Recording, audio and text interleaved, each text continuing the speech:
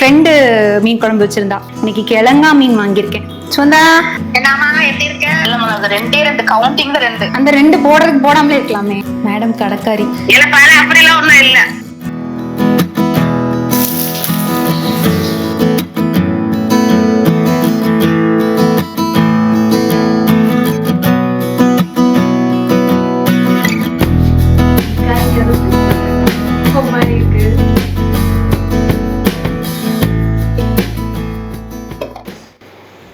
Hi friends, எல்லாருக்கும் வணக்கம். இன்னைக்கு பார்த்தீங்கன்னா சண்டே ஸ்பெஷலாக என்ன எப்பவும் போல தான். காலையில் கொஞ்சம் லேட்டாக தான் எங்களுக்கு விடிஞ்சுது.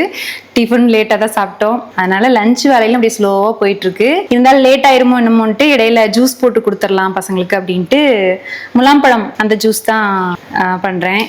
பசங்களுக்கு இந்த ஜூஸ்னால் ரொம்ப பிடிக்கும். வாட்டர்மெலன் ஜூஸ், அப்புறம் வந்து இந்த முலாம்பழம் ஜூஸ். நான் உங்களுக்கு ஒரு டிப்ஸ் ஷேர் பண்ணுறேன். இப்போ முலாம்பழம் இருக்கு இல்லையா, அது ரெண்டாக கட் பண்ணிட்டு உள்ள எடுக்கிறதுக்கு நான் என்ன யூஸ் பண்ணேன் அப்படின்னா, அந்த ஐஸ்கிரீம் ஸ்கூப் இருக்குல்ல, இப்படி எடுத்தோம்னா வந்துடும் ஈஸியாக. சும்மா கத்தி வச்சு எடுத்தாலே வந்துடும் தான்.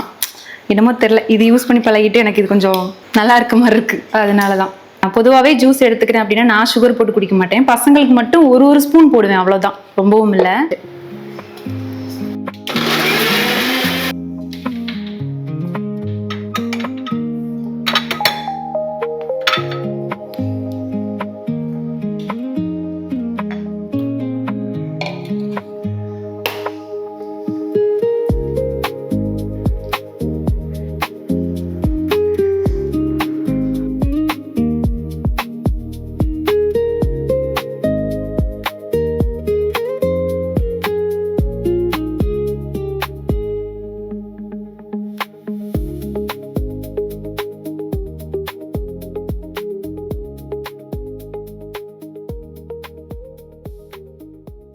இன்னைக்கு சண்டே ஸ்பெஷலாக என்னன்னு பார்த்தீங்கன்னா மீன் வாங்கி வச்சுருக்கேன்.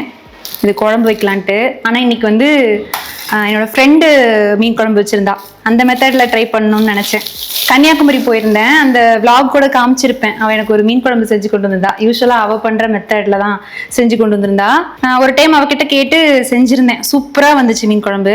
எனக்கு என்ன பிரச்சனைனா, ஒரு தடவை செஞ்சுட்டேன் அப்படின்னா அதை மறந்துடுவேன் அந்த ரெசிபியை. இப்போ நான் பண்ணுறேன் அப்படின்னா நான் பண்ண ரெசிபியை நானே மறந்துடுவேன். எழுதி வச்சா மட்டும்தான் எனக்கு ஞாபகம் இருக்கும்.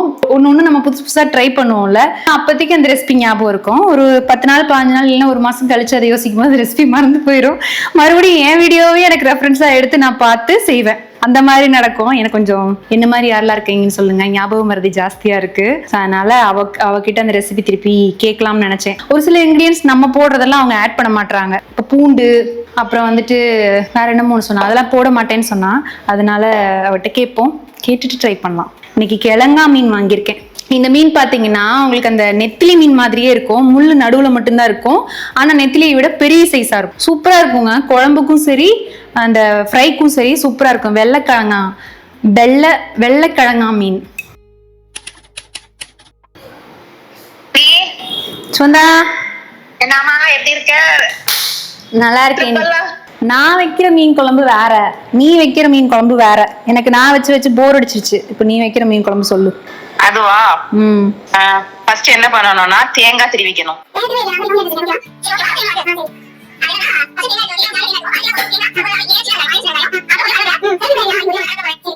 ரெண்டு நல்ல மிளகு, ரெண்டு கவுண்டிங் ரெண்டு. அந்த ரெண்டு போடுறதுக்கு போடாமலே இருக்கலாமே. போடு ஒரே ஒரு நிமிஷம் மைபோல அரைச்சிட்டு அது கூட 1 டீஸ்பூன் மஞ்சள் தூள், 1 டீஸ்பூன் வத்தல் பொடியும் 1 டீஸ்பூன் வத்தல் பொடியும் இது வரேன். மேடம் கடைக்காரி, அதனால கடை வியாபாரம் பண்ணிட்டே தான் நம்ம கூட பேசுவாங்க. இல்ல பாரு அப்படிலாம் ஒண்ணும் இல்ல. தங்கி நீ இதை வைங்க, நான் ஒரு 2 நிமிஷத்துக்கு திரும்ப கூப்பிடுறேன். சரி.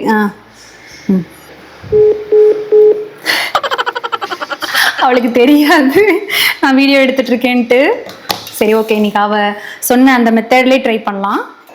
ஓகே, இதில் வந்து தேங்காய் இருக்கு, 1 டீஸ்பூன் ஜீரகம், 2 மிளகு அப்படின்னு சொன்னா. அந்த 2 மிளகை போட்டால் அந்த குழம்புல என்ன ரோல் இது ப்ளே பண்ணணும்னு எனக்கு தெரியல. நம்ம போடுவோம் கொஞ்சம். ஒரு 6-7 சின்ன வெங்காயம், அதுக்கப்புறம் தக்காளி, ஒரு பெரிய சைஸ் தக்காளி, மஞ்சத்தூள், கொஞ்சம் கெட்டியாக அரைச்சிக்குவோம் தண்ணி ஊற்றி. இல்லை ஒன்று மிஸ் பண்ணிட்டேன் கருவேப்பிலை போடுறதுக்கு. ஸோ கருவேப்பிலை கொஞ்சம் போட்டு அரைச்சிக்கலாம். யூஸ்வலாக நாகர்கோவில் சைடு கன்னியாகுமரி சைட்லாம் என்ன பண்ணுவாங்கன்னா மீன் முதல்லே போட்டு அதுலேயே மசாலாலாம் கலந்து அதுக்கப்புறமா தான் தூக்கி அடுப்பில் வைப்பாங்க. நம்ம வந்து மசாலா கொதிச்சதுக்கப்புறமா மீன் போடுவோம்ல, அவங்க வந்து முதல்ல எல்லாம் கூட்டி வச்சுருவாங்க. அரைச்ச மசாலா, அதுக்கப்புறம் மல்லித்தூள் 1 டீஸ்பூன் போடுறேன். மிளகாத்தூள் கொஞ்சம் ஜாஸ்தி, 2 டீஸ்பூன் மிளகாத்தூள்.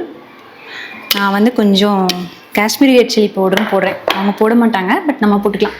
1 டீஸ்பூன். அப்புறம் புளி, 1 பச்சை மிளகா, அப்புறம் 1 தக்காளி, கருவேப்பிலை, உப்பு.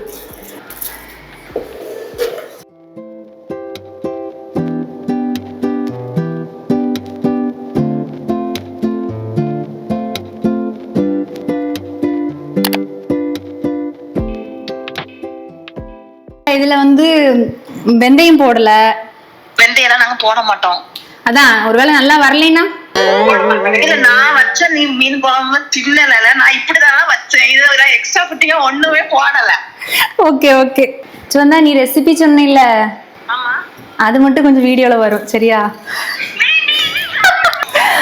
நான் முதல்ல சொன்னேன்னா நீ நார்மலா வீடியோக்கு தகுந்த மாதிரி பேசுவ. ஏன் தங்கி நீ இப்படி என்ன பண்ற? இல்லம்மா இல்ல, நான் கொஞ்சம் நீ என்னை வந்து திட்டுனதெல்லாம் நான் போட மாட்டேன் சரியா? நீ என்னை திட்டுன இல்ல, அதெல்லாம் நான் போட மாட்டேன். இல்ல அதெல்லாம் போட்டா மானம் போயிரும், அதனால அது போட மாட்டேன். சரி நான் சமையல் பண்ணிட்டு கூப்பிடுறேன்ல. சரில. சரி சரி ஓகே. சரி. எல்லாத்தையும் மீன் எல்லாம் போட்டு அடுப்பில் வச்சாச்சு. இது கொஞ்சம் கொதிச்சோடனே அப்படியே ஆஃப் பண்ணிட வேண்டியதுதான். ஏன்னா மண்சட்டிங்கனால ரொம்ப கொதிக்கட்டும்னால மீன்லாம் உடஞ்சி போயிடும். அந்த பச்சை வாசனை எல்லாம் போயிருமான்னு கேட்குறீங்கன்னா கண்டிப்பாக போயிடும். ஏன்னா இது அந்த மண்சட்டியில் ஹீட்லேயே பார்த்தீங்கன்னா மசாலா நல்லா அப்படியே வாசனையாக இருக்கும்.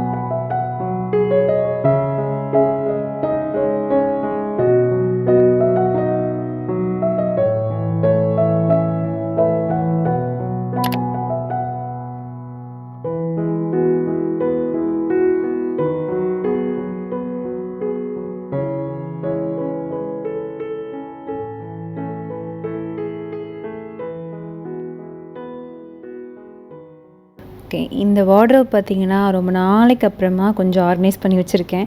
நானும் ஒவ்வொரு நாளும் வந்து பார்க்கும்போதெல்லாம் ஆர்கனைஸ் பண்ணி வைக்கணும்னு நினப்பேன். ஆனால் அதுக்கு ஒரு மாதிரி மடி ஆயிடுது. ஸ்டார்டிங் ட்ரபிள் இருக்கும்ல, அந்த மாதிரி தான். ஸ்டார்ட் பண்ணால் லேட் ஆகுமே அப்படின்ட்டே அதை பண்ணவே இல்லை. அதுக்கப்புறம் ஒரு நாள் அதுக்குன்னு ஒதுக்கி கொஞ்சம் கொஞ்சமாக கேப் விட்டு வேலை பார்த்துட்டு வந்து இடையில அப்படி எல்லாம் கொஞ்சம் ஆர்கனைஸ் பண்ணி வச்சேன். இந்த மாதிரி வேலை பார்க்கும்போது லைட்டாக ஒரு மோட்டிவேஷன் இருந்தால் நல்லாயிருக்கும் அப்படின்ட்டு ஒன்று பாட்டு கேட்பேன், அப்படி இல்லைன்னா ஃப்ரெண்ட்ஸ்கிட்ட காலில் பேசிட்டு அந்த வேலையை முடிச்சிடுவேன். ஏன்னா வேலை பார்க்குற அந்த சலிப்பு தெரியாது, அது பாட்டுக்கு வேலை நடந்துடும். ஓகே, இந்த சாரீ இது வந்து இப்போ ரீசெண்டாக என்னோடய பர்த்டே அன்னைக்கு ஒரு ஷார்ட்ஸ் வீடியோ போட்டிருப்பேன். அதில் இந்த சாரீ வேர் பண்ணியிருந்தேன். ஆக்சுவலாக அதில் ஒரு 2-3 பேர் வந்து அந்த ப்ளவுஸை வந்து செப்பரேட்டாக பிக்சர் காமிங்க அப்படின்னு கேட்டிருந்தீங்க. ஒரு நார்மல் சாரியை அழகாக எடுத்து காமிக்கிறதே அந்த ப்ளவுஸ்னால தான் நினைக்கிறேன். சாரீ நார்மலாக இருக்குது அப்படின்னா அந்த சாரீக்கு இந்த ப்ளவுஸ் இப்படி இருந்தால் நல்லாயிருக்கும் அப்படிங்கிற மாதிரி ஒரு ஸ்டார்டிங்லேயே ஒரு பிக்சர் மைண்டில் தோண ஆரம்பிச்சிடும். பேக்கில் வந்து பார்டர் இப்படி வி ஷேப்பில் கொடுத்து, அந்த சாரியோட பார்டர் தாங்க இது. அதில் ஒரு சின்ன பார்டர் எடுத்து, ஒன் சைடு ஒரு சின்ன பார்டர் இருக்கும், ஒன் சைடு ஒரு பெரிய பார்டர் இருக்கும் சாரியில். அந்த சின்ன பார்டர் எடுத்து இப்படி வி ஷேப்பில் பேக்கில் கொடுத்தாச்சு. அப்புறம் மேலே இந்த மாதிரி ஒரு ஜிக்ஸாக் டிசைன் மாதிரி. ஆக்சுவலாக நான் இதில் வந்து நான் த்ரெட்டு மாதிரி கேட்டிருந்தேன். நம்ம நாட்கெலாம் யூஸ் பண்ணுவோம்ல த்ரெட் மாதிரி, அந்த மாதிரி த்ரெட் மாதிரி ஜிக்ஸாக்ல வர மாதிரி கேட்டிருந்தேன். ஆனால் அவங்க வந்து இப்படி பேட்டர்ன் மாதிரியே கொடுத்துட்டாங்க. கிளாத்லேயே வந்து பேட்டர்ன் மாதிரி வச்சு ஸ்டிச் பண்ணிட்டாங்க. எனக்கு ஸ்டார்டிங்ல இது நம்ம கேட்ட மாதிரி இல்லையேன்னு யோசிச்சேன். ஆனால் இது போட்டதுக்கப்புறம் செம்ம சூப்பராக இருந்தது. நீ போட்டு பாருங்க மேம், நல்லா இருக்கும் அப்படின்னாங்க. நான் எப்பவும் ஸ்டிச் பண்ண கொடுக்குற இடம் தான் தாரகை ஃபேஷன் ஸ்டுடியோ கோயம்புத்தூர்ல, அவங்க கிட்ட தான் கொடுத்துருந்தேன். அதே மாதிரி கைக்கு அந்த பெரிய பார்டர் ஃபுல்லாக வர மாதிரி ஷார்ட் ஸ்லீவ்ஸ். இது அழகாக இருக்கும். இந்த மாதிரி பார்டர்ஸ் இருந்துச்சுன்னா ஷார்ட் ஸ்லீவ் வச்சு தைக்கும் போது அழகாக இருக்கும். ஃப்ரண்ட்டில் வந்து பார்த்தீங்கன்னா இப்படி இருக்கும் ஓப்பன். ஒரு க்ளோஸ்ட் நெக் மாதிரி தான், ஆனால் ரொம்ப க்ளோஸ்ட் இல்லை. அதில் வி ஷேப்பில் பார்டர், ஃபுல்லாக பார்டர் வரும். ஃப்ரண்ட் ஓப்பன் தான் இது, இருந்தாலும் அந்த பார்டர் ஃபுல்லாக வர மாதிரி சிம்பிள் டிசைன் தான். ஆனால் இது போட்டுட்டு சாரீ வியர் பண்ணுறப்போ அழகாக இருந்துச்சு. கரெக்டாக ஃபிட்டாக ஸ்டிச் பண்ணக்கூடிய இடம் மட்டும் நமக்கு கிடைச்சா போதும், சூப்பராக இருக்கும். ப்ளவுஸ் நல்லா இருந்தால் தான் சாரியும் பார்க்க நல்லாயிருக்கும். நம்ம வியர் பண்ணுறப்போ நல்லா இருக்குங்க, நீட்டாக எலகெண்ட்டாக இருக்கும். இந்த ப்ளவுஸ் மாதிரியே எனக்கு இன்னொரு ப்ளவுஸ், நான் வந்து அதை வ்ளாகில் எதுவும் வேர் பண்ணதில்லை, பட் ரீல்ஸ் ஒரு டைம் போட்டிருந்தேன் இன்ஸ்டாகிராமில். அப்போது வந்து இந்த சாரீக்கு இந்த ப்ளவுஸ் வேர் பண்ணியிருந்தேன், சூப்பராக வந்துருந்துச்சு. அதை நான் வ்ளாக் எதுவும் எடுத்தேன்னா கண்டிப்பாக உங்களுக்கு காமிக்கிறேன். நான் கொஞ்சம் கிளிப்ஸ் எடுத்திருப்பேன்னு நினைக்கிறேன், அதை ஆட் பண்ணுறேன் உங்களுக்கு. ஒரு டைம் கோயம்புத்தூரில் அவங்க ஷாப் ஓப்பனிங்க்கே நான் இது வந்து வேர் பண்ணிட்டு போயிருந்தேன். இது இங்கே பொள்ளாச்சியில் எடுத்த ஒரு சாரீ தான், அதுக்கு ப்ளவுஸ் வந்து அவங்க தான் கஸ்டமைஸ் பண்ணி கொடுத்தாங்க. இது வந்து ஆரி ஒர்க் பண்ணதான், நெட்டில் பேக் சைடு வந்து நெட் கொடுத்து இந்த மாதிரி ஒரு ஃப்ளவர் டிசைனில். ரொம்ப நாளாக எனக்கு வந்து இந்த மாதிரி ஒரு ஒர்க் வந்து ஒரு ப்ளவுஸ் பண்ணணும்னு நினச்சிட்டு இருந்தேன். எனக்கு இந்த சாரீ பார்த்தோன்னே மைண்டில் தோணிச்சு, இந்த ஒர்க் வந்து இந்த சாரீக்கு தான் அப்படின்ட்டு. மேக்ஸிமம் வந்து பின்ட்ரெஸ்ட் அப்புறம் வந்து ஏதாவது ப்ளவுஸ் டிசைன்ஸ் இருக்கும் பாருங்கள், நீங்கள் நெட்டில் சர்ச் பண்ணிங்கன்னா ஒரு சில கிடைக்கும். ஆனால் அதுலேயே வந்து நம்மளோட சாரீக்கு தகுந்த மாதிரி அந்த ஒர்க்கை சேஞ்ச் பண்ணிக்கலாம், கொஞ்சம் கொஞ்சம் சேஞ்ச் பண்ணி நம்ம டிசைனை வந்து நமக்கு தகுந்த மாதிரி சொல்லிக்கலாம். இதுவும் பேக்கில் வந்து க்ளோஸ்ட் நெக் தான், ஃப்ரண்ட்டில் வந்து இந்த நெக்கு கிட்ட மட்டும் ஒரு ஹாஃப் சைஸ் ஃப்ளவர் பேட்டர்ன் வர மாதிரி இதுவும் நெட்டு தான் இதில் ஒர்க் பண்ணியிருக்காங்க. ஆனால் டிரான்ஸ்பரண்ட்டாக இருக்காது, நெட்லேயுமே வந்து டபுள் நெட் கொடுத்துருக்காங்க. ஸோ பேக் சைடு வந்து டிரான்ஸ்பரண்ட்டாக இருக்காது. இன்கேஸ் பேக் சைடு வந்து நெட் வச்சு ஸ்டிச் பண்ணுறீங்க, உங்களுக்கு விசிபிளாக தெரியும், இன்னர் போடுறப்போ கொஞ்சம் விசிபிளாக தெரியும் அப்படின்னு ஃபீல் பண்ணிங்கன்னா ஃப்ரண்ட்டில் வந்து நீங்கள் பேட் வச்சு ஸ்டிச் பண்ணிக்கோங்க.